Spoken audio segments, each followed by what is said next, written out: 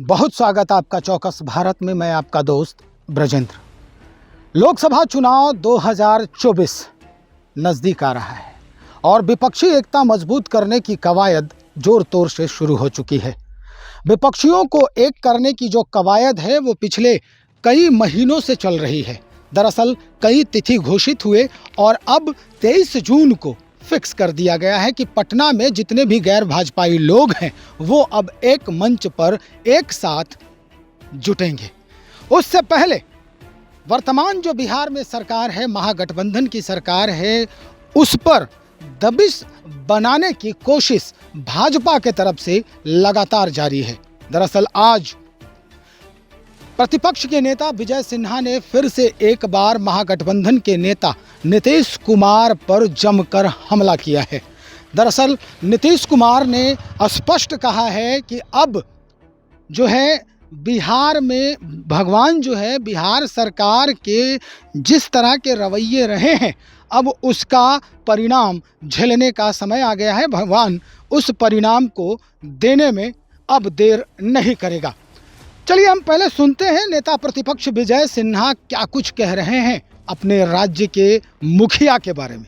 देखिए, बिहार के अंदर मुख्यमंत्री के पाप अब उजागर हो रहे हैं। पहले 1717 करोड़ का पुल दहा, अब 1650 करोड़ का एम्बुलेंस घोटाला हुआ है और वो भी अपने जदयू के एमपी के बेटे को, जो डायरेक्टर उसमें है Pashupatinath distributor private limited, Jehanabad के एमपी हैं, उसको कोरोना काल में उस पर गंभीर आरोप लगा। एम्बुलेंस में ऑक्सीजन नहीं, एक्सपायरी दवा है, लाइफ सपोर्ट नहीं, मतलब पूरी व्यवस्था कई जिले के अंदर, मुंगेर के अंदर, मुजफ्फरपुर, भागलपुर, समस्तीपुर, हर जिले के अंदर ऑडिट रिपोर्ट में ये सारी बात आई। उस समय पहला इनको टेंडर मिला 450 करोड़ का। ऑडिट रिपोर्ट के बाद सुप्रीम कोर्ट लोग गए हैं, सुप्रीम कोर्ट से हाई कोर्ट को ट्रांसफर किया है और हाई कोर्ट ने इनको सचेत किया। उसके बावजूद भी इन्होंने एक 1650 करोड़ का 5 वर्ष के लिए टेंडर दे दिया और एकल निविदा, जबकि एकल निविदा का प्रावधान नहीं है। स्वास्थ्य विभाग, स्टेट हेल्थ सोसाइटी ने कहा कि 250 करोड़ का नुकसान सरकार का हो रहा है। तो नुकसान हो रहा है तो कहां लिखा है कि किसी भ्रष्टाचारी को एकल निविदा से दे दें? पूरा ताल झालमेल है, मुख्यमंत्री की पूरी सपोर्ट है, ये सेंट्रल की योजना है, सरकार इसका सीबीआई से जांच कराए। ये भ्रष्टाचारी बिहार को लूट रहा है।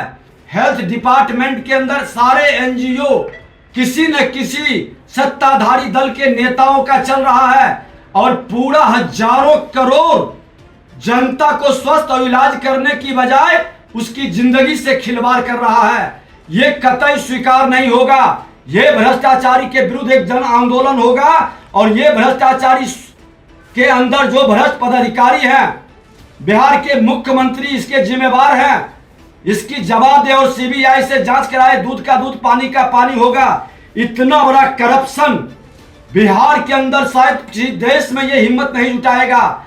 ये केंद्र की योजनाएं हैं, भारत सरकार को भी लिखेंगे कि ये तमाम इस तरह के केंद्र की योजनाओं का किस तरह से लूट बिहार के अंदर हो रही है और जनता के भविष्य के साथ, जनता के जिंदगी के साथ खिलवाड़ किया जा रहा है। आज देखिए कितने लोग की मौत हो गई है लू से। कौन जिम्मेवार है? क्यों नहीं हेल्थ डिपार्टमेंट के अंदर, अस्पताल के अंदर व्यवस्था बनाई गई है? क्यों आपदा विभाग एक्शन नहीं ले रहा है? सैकड़ों लोगों की मौत और हेल्थ विभाग के लूट, ये दोनों भ्रष्टाचारी की जमात, ये खेल को हर हाल में रोकना होगा। इसके लिए जन आंदोलन करना होगा। सरकार को हिम्मत है तो सीबीआई से जांच करा ले, बहानेबाजी बंद करे। पुलवाला में भी सीबीआई से जांच कराने का था, इसमें भी जांच कराना है। नहीं कराएगी तो जन आंदोलन सड़क से सदन तक हम करेंगे। तो सुना आपने, नेता प्रतिपक्ष विजय सिन्हा कहते हैं कि अब पाप का जो घड़ा है नीतीश कुमार का वो भर चुका है। पहले 1717 करोड़ रुपए का जो पुल है वो ध्वस्त हुआ, और अब जो है एम्बुलेंस घोटाले जो कोरोना काल में जहानाबाद के जो सांसद हैं लोकसभा चुनाव के, उनके बेटे के नाम से जिस तरह का एम्बुलेंस 1650 करोड़ रुपए के टेंडर दिए गए, उसमें जो घोटाला हुआ है, एक्सपायरी दवा और ऑक्सीजन गैस नहीं, इस पर भी इन्होंने जमकर हमला बोला है, निशाना साधा है। अब देखना ये होगा कि नेता प्रतिपक्ष की बातों का, यानी जो ये हवाला दे रहे हैं टूटे हुए पुल के आंकड़ों का और कोरोना काल में एम्बुलेंस घोटाले का, ये अब वर्तमान सरकार पर यानी 23 जून को होने वाले इस विपक्षी एकता को मजबूत करने की जो कवायद होगी उस पर कितना गहरा असर डाल सकता है। चलिए, हम इंतजार कर रहे हैं 23 जून का। तब तक आप भी बने रहें हमारे साथ। बहुत शुक्रिया।